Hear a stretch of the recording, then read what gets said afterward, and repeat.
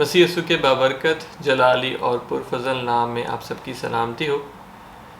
और हमारा सेशन जो चल रहा है ब्लेसिंग्स इन प्रोटेक्शन, उसका आज पार्ट 2 है। और हम बेसिकली जो है वो ज़बूर 91 साम्स 91 को स्टडी कर रहे हैं। और लास्ट टाइम जो है वो हमने फर्स्ट एपिसोड में जो है सिर्फ फर्स्ट स्क्रिप्चर को स्टार्ट किया था साम्स 91 के, और उसके साथ मैंने सपोर्टिंग काफ़ी स्क्रिप्चर्स आपको दिए थे। बिकॉज साम्स 91 को समझने के लिए और उसको अपनी ज़िंदगी में अप्लाई करने के लिए बेसिकली हमारे कॉन्सेप्ट्स जो हैं वो क्लियर होने चाहिए। और जब हम बात करते हैं कॉन्सेप्ट्स की, तो यहाँ बात होती है एक मुकाशवा की। और ये जो खुदा के बारे में नॉलेज जो पौलुस रसूल हमें दे रहा है, इफ्सियों में जो हम बात कर रहे थे, ये जो एक मुकाशवा की तरह है। तो साम्स 91 को समझने के लिए हमें हमारी जो है इस वक्त की रूहानी और जिस्मानी हकीकत को समझना जो है बहुत ज़रूरी है।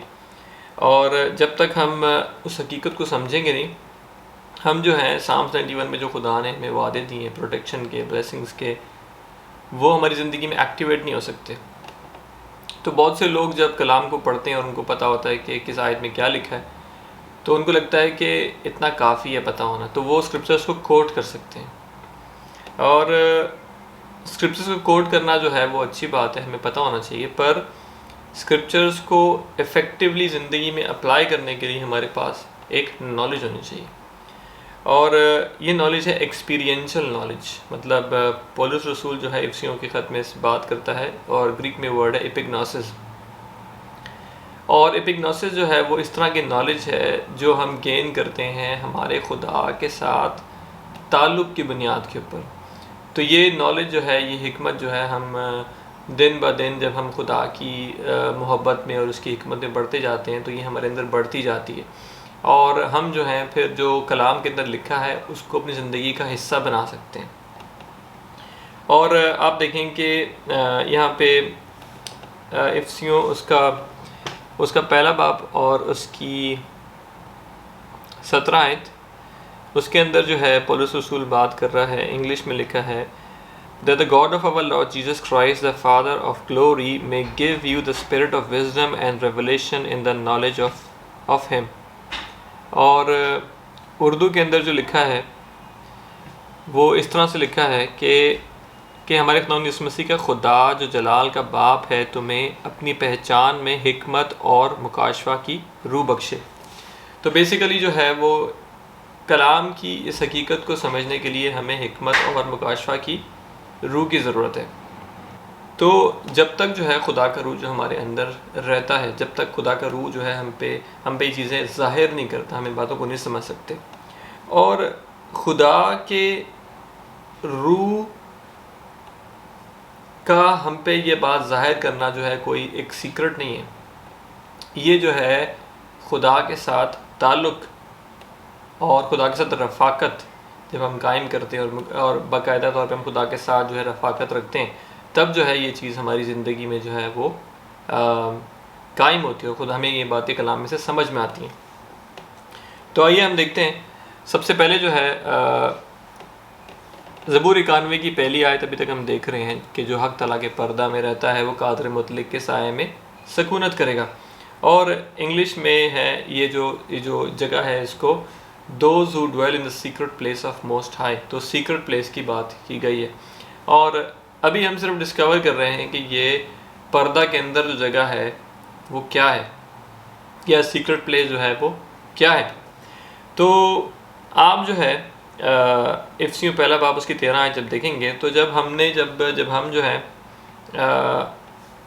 खुदा के बारे में जो खुशखबरी सुनते हैं और यीशु मसीह के कफ़ारे के बारे में सुनते हैं, और उसके साथ ही जब जो है हम जो है अपने आप को पेश करते हैं और हम जो है खुदा की जो ये बख्शिश उसको अपनी ज़िंदगी में कबूल करते हैं, तो यीशु मसीह के जब हम अपना शख्स की निजात दहिंदा कबूल करते हैं, तो उसके बाद क्या होता है कि हमें जो है वो पाक रूह जो है वो उसकी मोहर दी जाती है, हमारे पे पाक रूह की मोहर लगती है। और यहाँ पे यूँ लिखा है 13वें आयत की आखिरी हिस्से के अंदर कि पाक मौदा रूह की मोहर लगी। तो जब आप उस खुशखबरी को एक्सेप्ट करते हो तो पाक रूह की मोहर आप पे लगाई जाती है।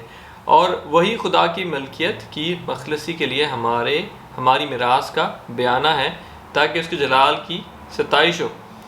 और ये जो स्क्रिप्चर है वर्स नंबर 14 है, जब आप इसको इंग्लिश में पढ़ेंगे तो वो कुछ नहीं लिखा है कि who is the guarantee of our inheritance until the redemption of the purchased possession to the praise of his glory. तो जब खुदा के रूह की जो है हम पे मोहर लगाई जाती है, तो खुदा का रूह जो है 14वीं आयत के अंदर इस तरह से एक्सप्लेन किया जा रहा है कि खुदा का रूह जो है वो गारंटी है। एक तरह से खुदा ने आपको सबसे पहले चुना, उसके बाद उसने यीशु मसीह को भेजा आपके लिए कफ़ारा देने के लिए, और यीशु मसीह के कफ़ारे के नतीजे के अंदर जो है खुदा का रूह जो है आपको दिया गया और आप पे सील लगाई गई। अब जो आपके अंदर खुदा ने निजात का प्रोसेस स्टार्ट किया है, जब आपकी रूह जो है बॉर्न अगेन होती है, नए सिरे से पैदा होती है, और हमेशा से हमेशा तक के लिए जो है जो खुदा का मंसूबा है आपके लिए, इस दुनिया में आप क्या करोगे, हर दिन आप किस तरह से गुजारोगे, उस पूरे मंसूबे के लिए जो है खुदा ने गारंटी क्या दिया है, आपको होली स्पिरिट दिया है, खुदा का रूह दिया है जो आपके अंदर रहता है। तो आपकी जो मिरास है, आपकी जो खुदा का जो आपकी ज़िंदगी में प्लान है, खुदा क्या आपसे चाहता है, खुदा आपसे क्या क्या काम लेना चाहता है, उसने हर काम के लिए जो है आपके लिए डिवाइन एनेबलमेंट रखी है। मतलब उसने जो है अपनी कुव्वत जो है आपके अंदर रखी है, अपना रूह जो है आपको अवेलेबल किया है, आपको दिया है, ताकि जो है खुदा का रूह जो है हर वो काम जो खुदा आपके साथ करना चाहता है या खुदा आपसे लेना चाहता है, उस चीज़ को पूरा करने के लिए खुदा का रूह आपकी मदद करे। और जो रिसोर्सेज दरकार हैं, जो आपको चीज़ें चाहिए वो काम करने के लिए, और जो विजडम चाहिए, जो नॉलेज चाहिए, हर चीज़ जो है वो खुदा जो है ख़ुद उसकी गारंटी लेता है अपने रूह के वसीला से कि वो जो है खुदा का रूह जो है आपको प्रोवाइड करेगा। अब अगर आप यहाँ तक बात समझ लें तो ऑलरेडी ये बात इतनी बड़ी है कि हमारी ज़िंदगी के 99.9 इनफैक्ट 100% मसाइल हल हो जाने चाहिए। मतलब अगर हम इस बात को समझ लें तो इससे आगे और कुछ रह नहीं जाता, या पर फिर भी इंसान जो है वो इन आयात को इतना फास्ट फॉरवर्ड मोड में पढ़ता है, इतनी तेज़ी से पढ़ जाता है कि लोग रियलाइज़ नहीं करते, लोग ये चीज़ समझ नहीं पाते कि यहाँ पे खुदा जो है वो क्या कह रहा है। तब जो साम 91 में लिखा है कि जो हक ताला के पर्दा में रहता है, जब आप इस चीज़ को ऑब्ज़र्व करें कि ये आयत क्या कह रही है, ये आयत कह रही है कि खुदा ने जो भी आपसे काम लेना है, या खुदा आपको जानता है, और जो आपकी ज़िंदगी का छोटे से छोटा काम भी है उसकी गारंटी जो है वो खुदा के रूह ने ली है, और खुदा के रूह को अवेलेबल किया है आपकी ज़िंदगी में हर मोमेंट के लिए, और वो कभी आपको नहीं छोड़ने लगा। तो इसका मतलब ये है कि जब हम खुदा के रूह के साथ फेलोशिप करना स्टार्ट करते हैं, तब हमारी ज़िंदगी के अंदर जो है वो हर वो चीज़, चाहे प्रोटेक्शन है, चाहे ब्लेसिंग है, वो अवेलेबल हो जाती है। वो चीज़ कहीं पे कभी गई नहीं। मसला ये होता है कि हम जो है उसको एक्सेस नहीं कर पाते, क्योंकि हमें जो है इन चीज़ों के बारे में नॉलेज नहीं होता। तो ये आयत जब हम फास्ट फॉरवर्ड मोड में पढ़ते हैं, तेज़ी से पढ़ जाते हैं और हम पे असर नहीं करती, इसका मतलब ये है कि हमें ये बात अभी तक समझ में नहीं आई कि इस बात का क्या मतलब है। अब पौलुस रसूल जो है वो आगे जाकर जो है बता रहा है कि आप 17 आयत से जाकर 23 आयत तक जब आप इसको पढ़ेंगे तो आप देखेंगे कि खुदा ने जो है वो यीशु मसीह को जो है जब मुर्दों में से ज़िंदा किया, तो वो रूह जो है वो आपके लिए अवेलेबल किया। तो बेसिकली जो है उस रूह के अंदर जो आपके अंदर रहता है, उसमें जो है हर तरह की कुव्वत अवेलेबल है। मतलब उस रूह के अंदर जो है किसी चीज़ की कमी नहीं है। और आप जब 23वीं आयत के जो है आखिरी हिस्सा पढ़ोगे तो वो लिखा है कि खुदा की मामूरी, या खुदा की मामूरी, और इंग्लिश में लिखा है कि द फुलनेस ऑफ हिम। तो आप फ़र्ज़ करें कि अगर आप एक इंसान हैं, या अगर आप 4 मसीह हैं, या अगर आप 10 मसीह हैं, या 1000 मसीह हैं, आप सबके लिए जो है खुदा की पूरी मामूरी, पूरी पावर, पूरी स्ट्रेंथ, पूरी फुलनेस हर वक्त अवेलेबल है। हर वक्त जो है आपके लिए अवेलेबल है। और आप यह देखें कि यहाँ पे जब यीशु मसीह को खुदा ने मुर्दों में से ज़िंदा किया तो आसमानी मकामों पर बिठाया, या और 21वीं आयत है, पहले बाब की 21वीं आयत है, और लिखा है कि हर तरह की हुकूमत और इख्तियार और कुदरत और रियासत और हर एक नाम से बुलंद किया जो ना सिर्फ इस जहान में बल्कि आने वाले जहान में भी लिया जाएगा। और 22वीं आयत के अंदर है कि हर चीज़ जो है यीशु मसीह के पाँव के नीचे कर दी और उसे कलीसिया का हेड बना दिया। तो ये बात जो है एक कॉमन बात नहीं है, ये एक बहुत बड़ी बात है। और आगे जाके आप देखें दूसरे बाब के अंदर, इफ्सी दूसरे बाब की आप देखें 6 आयत के अंदर, और कलाम यूँ फरमाता है, और मसीह यीशु में शामिल करके उसके साथ जिलाया और आसमानी मकामों पर उसके साथ बिठा दिया। तो बेसिकली खुदा ने जो है यीशु मसीह को जब अपने राइट हैंड पे अपने दाहिनी तरफ बिठाया, तब उसके साथ आपको भी जो है ये शरफ़ हासिल हुआ, ये आपको बरकत मिली कि खुदा ने आपको भी अल्लाह किया, आपको ये रुतबा दिया, आपको ये स्टैंडर्ड दिया कि आपको भी उसने आसमानी मकामों पे यीशु मसीह के साथ बिठाया। और ये बात जो है वो इतनी बड़ी और इतनी ज़्यादा अमेजिंग है कि इसको आप किसी चीज़ से कंपेयर नहीं कर सकते। तो बेसिकली जब आप देखें यहाँ पे दोबारा इसको गौर से पढ़ें, दूसरे बाब की 6 आयत इफ्सियों का ख़त, यहाँ पे लिखा है कि आसमानी मकामों पर उसके साथ बिठाया। इसका मतलब है कि ऑलरेडी जो है आपकी जो रूह है उसका रूहानी स्टेटस जो है वो ऑलरेडी जो है आप एक अथॉरिटी की, एक पावर की जगह पर यीशु मसीह के साथ बैठे हो। और कलीसिया जो है वो मसीह का बदन है इस दुनिया के अंदर। कलीसिया जब मसीह का बदन है तो इसका मतलब है कि जो दुनिया के अंदर जो है आपको प्रोसेस करना है, या आपको जिस भी प्रोसेस से गुजरना है, आपको दिन में जो भी काम करना है, आपको खुदा ने जो भी टास्क दिया है, उस सब को करने के लिए जो है वो एनेबलमेंट जो है वो आपकी स्पिरिट के अंदर खुदा ने ऑलरेडी रखी है। इसका मतलब है कि जो कुव्वत जो आपके अंदर रहती है उसके अंदर इतनी सलाहियत है, क्योंकि वो खुदा का रूह है, उसमें इतनी सलाहियत है कि आप जो है वो हर वो टास्क जो खुदा ने आपके लिए रखा है, हर वो चीज़ जो खुदा ने आपके लिए प्लान की है, उसको आप सही तरीके से कर पाओ। तो क्वेश्चन ये है कि अगर हम इस बात को समझेंगे तब हमारी ज़िंदगी कैसी होएगी, और अगर हम इस बात को नहीं समझेंगे तब हमारी ज़िंदगी कैसी होएगी। अब इंसान का जिस्म जो है, इंसान जो है उसके 3 हिस्से हैं, रूह, जान और बदन। और मैंने आपको लास्ट टाइम बताया कि आपकी जो रूह है, आपकी जो स्पिरिट है, वो नए सिरे से पैदा होती है। आपकी जान और आपकी बदन जो है वो नए सिरे से पैदा नहीं होते। इनफैक्ट उसके ऊपर जो है आपको खुद से काम करना होता है। तो जब आप अपने माइंड को, अपने दिमाग को इस इंफॉर्मेशन से जो इफ्सियों पहले बाब के अंदर है लोड करोगे, बिकॉज हक ताला का पर्दा क्या है, सीक्रेट प्लेस क्या है, ये जगह है जहाँ पे यीशु मसीह इस वक्त मौजूद हैं और रूहानी तौर पे, रूहानी मकामों पे आप भी मौजूद हो। तो जो खुदा की कुव्वत है वो आपके पास अवेलेबल है आपके रूह के अंदर। तो अगर कोई शख्स बाहर से बैठ के कुव्वत का वेट कर रहा है तो वो कलाम को नहीं जानता, फिर क्या होगा कि क्योंकि इंसान का जो सिस्टम है वो रूह, जान, बदन पे बेस करता है, तो जो उसका माइंड है जो कि जान का हिस्सा है, जब उसके अंदर गलत इन्फॉर्मेशन होएगी तो खुदा की पावर जो आपकी रूह के अंदर है वो शॉर्ट सर्किट हो जाएगी, वो आपकी बॉडी तक निकल के नहीं आएगी, वो आपकी ज़िंदगी तक निकल के नहीं आएगी। तो अगर आप जो है वो किसी पावर का वेट कर रहे हो तो बाहर से कोई भी पावर आ नहीं सकती, बिकॉज खुदा ने पावर आपके अंदर रखी है।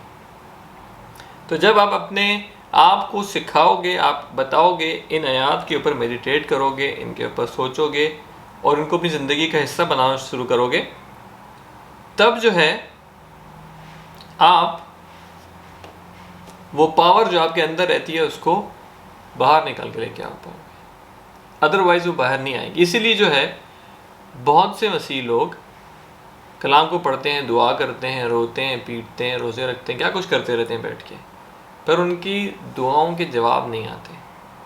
और इसका रीज़न यही है कि वो जो है वो खुदा की जो पावर होती है उसको अपनी ज़िंदगी में अलाउ नहीं कर रहे होते, वो खुद अलाउ नहीं कर रहे होते।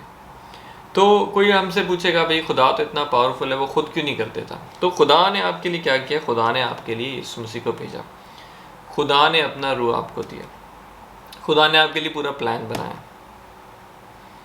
अब अगर आप एक्सपेक्ट कर रहे हो कि आपके हर दिन जो है वो खुदा आपके लिए हर चीज़ इस तरह से प्रोवाइड कर देगा, तो ये आपकी गलत फहमी है।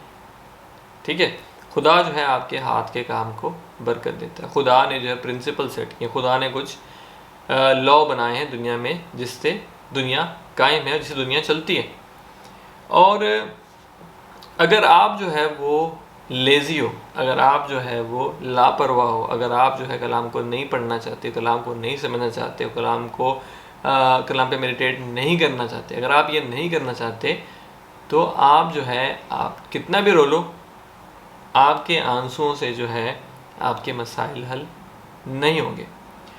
तो बहुत से मसीह लोग जो हैं ओल्ड टेस्टमेंट, पुराना अहद और नया अहद, उसको मिक्स कर देते हैं और कुछ चीज़ें और कुछ प्रोसेसेस वो पुराने अहदनामे से पिक करते हैं और उसको आगे जाके नए अहदनामे में अप्लाई करने की कोशिश करते हैं, और उनकी ज़िंदगी में मुश्किलात बढ़ जाती हैं क्योंकि वो ऐसा काम करने की कोशिश कर रहे होते हैं जो अभी एप्लीकेबल नहीं, जो अभी अप्लाई नहीं होता। अभी जो है एक नया तरीक़ेकार है खुदा का काम करने का। तो खुदा ने अपना रूह जो है वो आपके अंदर रखा है, और जितनी पावर आपको हर काम करने के लिए दरकार है वो आपके अंदर मौजूद है। तो आज की जो मेरी टॉक है मैं उसको यहाँ पे क्लोज़ करूँगा, बिकॉज़ ये मोर देन इनफ है। और पौलुस रसूल जब बात करता है यहाँ पे पहले बाप के अंदर जब वो बात कर रहा है, वो बता रहा है कि आपको जो है यहाँ पे 18 और 19 आयत में जब वो बता रहा है, तो जिस हिकमत की वो बात बता रहा है, तो वो चाह रहा है कि आप इस बात को इतना समझ लो। यहाँ पे ग्रीक वर्ड यूज़ हुआ है ओइडा, और उसका मतलब है कि ये आपके वजूद का हिस्सा बन जाए और आपकी ज़िंदगी की हर वो काम, हर वो चीज़ जो आप सोचते हो करते हो, इस फिल्टर से निकल के गुजरे। इसका मतलब ये है कि जो आयत मैंने आपके सामने पढ़ी, बेसिकली जो है यीशु मसीह का कफ़ारा, यीशु मसीह का आज का स्टेटस, यीशु मसीह कहाँ पे रहता है इस वक्त, आप कहाँ पे रहते हो इस वक्त, या और यीशु मसीह की पावर कितनी है, आपके अंदर कौन सी पावर रहती है। आप जो है हर काम जब आप करो तो आप इस फिल्टर से उसको निकाल के गुजारो। या जिस तरह से जब आप धूप में जाते हो तो आप सन ग्लासेस पहनते हो, और आजकल सन ग्लासेस के अलग अलग कलर्स आते हैं। तो बेसिकली पौलुस रसूल बात कर रहा है कि जब भी आप आंखें खोलो, जब भी आप कुछ सोचो, जब भी आप कुछ करो, जब भी आप कुछ बोलो, वो इस फिल्टर से निकल के गुजरे कि आपको समझ में आए। हर बात के अंदर आप इस चीज़ को कंसिडर करो, आप इस चीज़ को अपनी ज़िंदगी का हिस्सा बनाओ कि आपकी हर चीज़ जो है वो इस चट्टान के ऊपर बेस करे जो कि है यीशु मसीह। और आप इस कॉन्सेप्ट को समझो कि आप जो है एक भिखारी नहीं हो, आप जो है एक बेयारो मददगार इंसान नहीं हो, आप जो है वो कहीं मरे टूटे मसीह नहीं हो, आप जो है प्रिविलेज्ड मसीह हो, आप जो है शाही काहिनों के फ़िरके के अंदर से, आप खुदा की स्पेशल कौम हो, आप खुदा के स्पेशल बंदे हो, और खुदा जो है आपको आपके नाम से जानता है। तो ये बातें सुन सुन के लोग इतने पक्के हो गए हैं, किसी को तो पता भी नहीं, किसी ने इतनी बार सुनी है कि उसके लिए इस बात की अहमियत ही नहीं है। तो अगर आपके पास, आपके अंदर खुदा के कलाम की अहमियत नहीं है, तो आपको जागने की ज़रूरत है और कलाम को जो है ज़िंदगी में अमल के लिए उसकी अहमियत बनाने की ज़रूरत है। तो खुदा के कलाम की आपके अंदर अहमियत होनी चाहिए। अगर खुदा का कलाम कुछ कह रहा है तो उसको आपको रिगार्ड करना चाहिए, उसको आपको ऑनर करना चाहिए। आपका दिल जो है खुदा के कलाम को लेकर बहुत नरम होना चाहिए। और हर वो बात, कई बार लोग कहते हैं जी हम तो कलाम पढ़ते हैं, हम तो कलाम सुनते हैं, इस तरह से नहीं। आपको जब कलाम को सुनना है तो उस पर यकीन भी करना है, उस पर बिलीव भी करना है। तो जो हक ताला के पर्दा में रहता है, हक ताला का पर्दा क्या है? ये वो जगह है, आसमानी मकामों पे जब आप रहते हो तो ये हक ताला का पर्दा है। और ये वो जगह है जब आप इस बात को समझोगे और जब आप इसको अपनी ज़िंदगी का हिस्सा बनाओगे, जो ग्रीक में कहते हैं ओइडा, आपको इसको अपनी ज़िंदगी का हिस्सा बनाओगे कि आपकी हर सोच इस फिल्टर से निकल के जा रही है, आपका हर एक्शन इस फिल्टर से निकल के जा रहा है, तब जो है आपका मसला हल होगा। कलीसिया में आज क्या मसला है कि हमारे लीडर्स जो हैं वो कई बार हमें बताते हैं कि किस तरह से सेब बनाओ, फल किस तरह बनाओ। यीशु मसीह का तरीका क्या है? यीशु मसीह दरख्त लगाना बताते हैं, दोनों चीज़ें अलग हैं, ठीक है। तो कलीसिया में बताया जाता है कि झूठ नहीं बोलो, चोरी नहीं करो, ऐसा नहीं करो, वैसा नहीं करो। तो वो जो है वो बाय प्रोडक्ट बता, जो प्रोडक्ट निकलता है उसके बारे में बात करते हैं, बताते हैं कि प्रोडक्ट बनाओ, वो ये नहीं बताते कि दरख्त कैसे बनाओ। तो जब आप कलाम का बीज अपने अंदर बोओगे और वो चीज़ जब उगेगी, जब आप इन बातों को समझोगे कि आपका स्टेटस क्या है, यीशु मसीह कौन है, यीशु मसीह इस टाइम कहाँ पर है, खुदा का रूह कहाँ पे रहता है, खुदा की पावर कहाँ रहती है, जब आप इन बातों को समझोगे तो ये आपकी ज़िंदगी में दरख्त है। और जिन बातों की कलीसिया में बात की जाती है कि झूठ नहीं बोलो, ये नहीं करो, ऐसा नहीं करो, वैसा नहीं करो, ये सब चीज़ें इस बात का प्रोडक्ट हैं। तो जब आप अपनी बुनियाद सही जगह पे रखोगे, तो जब आप हर चीज़ इस फिल्टर से लेके निकालोगे कि खुदा का रूह मेरे अंदर रहता है, यीशु मसीह जो है आसमानी मकामों पे रहता है, रूहानी तौर पे मैं आसमानी मकामों पे रहता हूँ, खुदा की कुदरत मेरे अंदर काम करती है, खुदा का रूह मेरे अंदर जो है हर वक्त अवेलेबल है। जब आप इस फिल्टर से निकलोगे तो ये जो है एक बुनियाद है। जब आप ये सोचोगे तो आप किस तरह से गुनाह कर सकते हो, इट्स नॉट पॉसिबल। पॉसिबल ही नहीं कि आप गुनाह करो, पॉसिबल ही नहीं है कि आपके पास खाने के लिए नहीं हो, पॉसिबल ही नहीं है कि आपके पास जॉब नहीं हो, पॉसिबल ही नहीं है कि आपकी नाराज़गियाँ ख़त्म नहीं हो, पॉसिबल ही नहीं है कि आपके जो हैं गिले शिकवे ख़त्म ना हो। ये सब पॉसिबल नहीं है या। तो जब आप सही फ़िल्टर यूज़ करो, जब सही बुनियाद बनाओगे, तो खुदा का कलाम जो कहता है वो ईजी हो जाएगा। तो बेसिकली यीशु मसीह ने जो है आप सबका काम, मेरा काम आसान कर दिया है। यीशु मसीह ने आपके लिए, मेरे लिए मार खाई ताकि हमारा काम आसान हो जाए। तो हम जो हक तला के पर्दा में रहते हैं वो सकूनत कब करें? जब हम अपने कलाम को जो खुदा ने हमें दिया है उसको समझेंगे। तो ज़रूर आप सोचें इसके बारे में कि आप जो है वो क्या फल ढूंढ रहे हैं या दरख्त ढूंढ रहे हैं।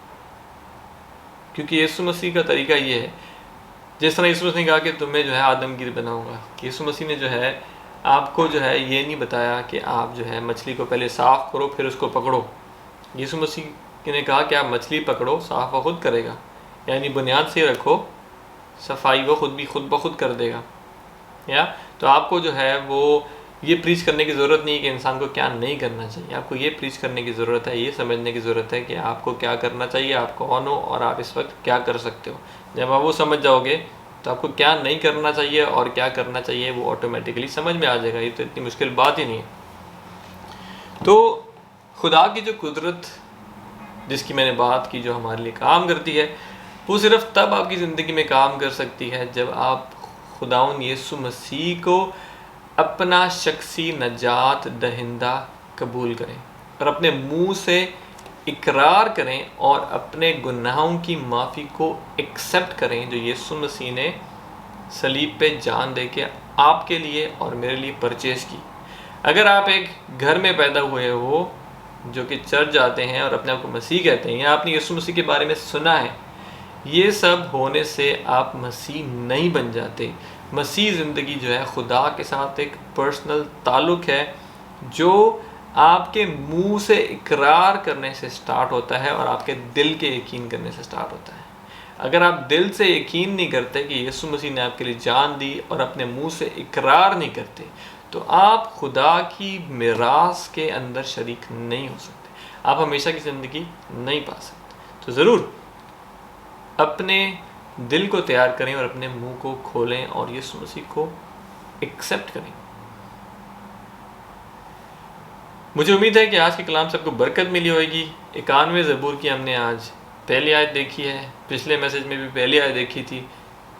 इसके बाद कि जब हमारे कॉन्सेप्ट सही हो जाएंगे तो हम आगे से भी रिव्यू करेंगे कि 91 ज़बूर एक्चुअली क्या कह रहा है और उसमें खुदा के क्या वादे मौजूद हैं। अपना ख्याल रखें। बाय।